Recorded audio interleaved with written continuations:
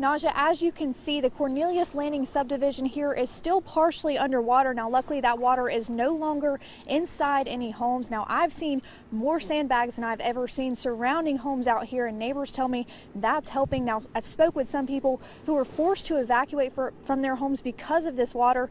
Others are still stuck inside because their cars just won't make it through this. We're barely unpacked. We still have stuff in the attic we haven't even unpacked yet. Jesse Young and his family just moved into their home on D Drive in September. The last thing they wanted was to be forced out, but that's exactly what happened when his neighborhood flooded. Friday night, it started coming into the backyard. It got to the pool, and that's when I started getting worried, but I knew it was going to stop raining Saturday.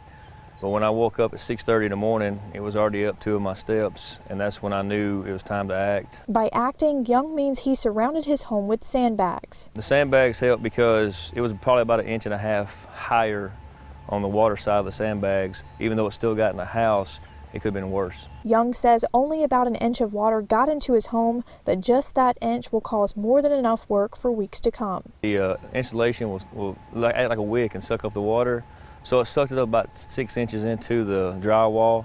So you have to go a foot above that for code. So we're 18 to 20 inches above the floor, cutting all the drywall, the baseboards, and then we'll have to fans and dehumidifiers to air all the moisture out of the house. The American Red Cross was in Young's neighborhood on Thursday assessing damage. It's something Young never expected to see. Now he tells me he's just ready for things to be back to normal. My little girl was terrified that everything's going to be destroyed.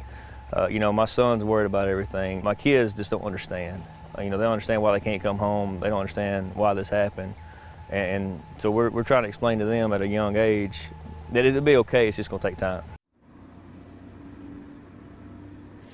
Now, after seeing how much money it's going to cost him to repaint his walls and possibly replace his floors, Jesse Young tells me he and his neighbors really want some assistance from FEMA. He's now urging other homeowners with flood damage to report it so that FEMA can see just how serious this is and hopefully help out.